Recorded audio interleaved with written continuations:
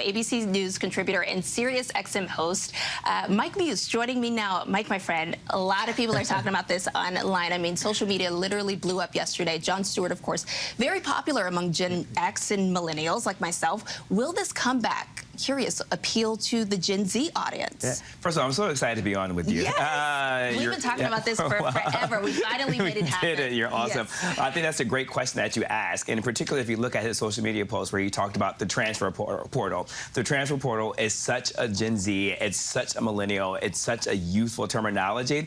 And I think the good thing about Jon Stewart is that he really knows how to make great television. He also, too, knows his audience. He also, too, knows how important the audience in television is to moderating our social discourse. And so I think he will be able to find a home and invite all different generations to watch this show. And I want to dive into the climate because Chris Connolly was talking about that in his piece. You know, Stewart taped his final episode of The Daily Show just hours before the Republican debate back in 2016, that election cycle. What impact could his voice and messaging have on this election cycle?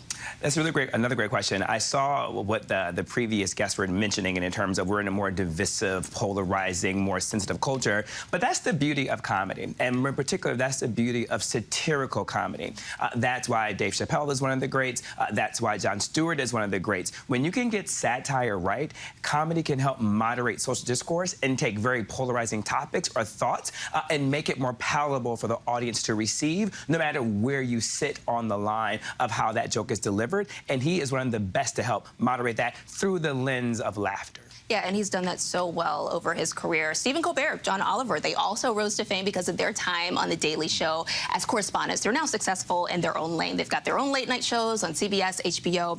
Curious, they now could be seen as Stewart's competition. What can we expect from them as, you know, this competition kind of, you know, fizzles up here? I mean, why not get the band back together again? But think about this, though. It's going to be a Monday show, so not a daily show. And as you know, it's hard to get into a cadence when something isn't daily, but when it's weekly, it's hard to create destination television. He has a name, so that's going to help him. But I think having those added correspondents and guests who used to be his, who have their own show, coming back together again, I think that's just a fun moment. And we know Jon Stewart's all about pushing the boundaries and having fun. Yeah, it would be so great to see the band get back together again. And it's so great to see you, my friend. So great, my friend. Thank you. Cheers to all you do. Yes, ABC News contributor and Sirius XM radio host Mike Muse, thank you again for joining us.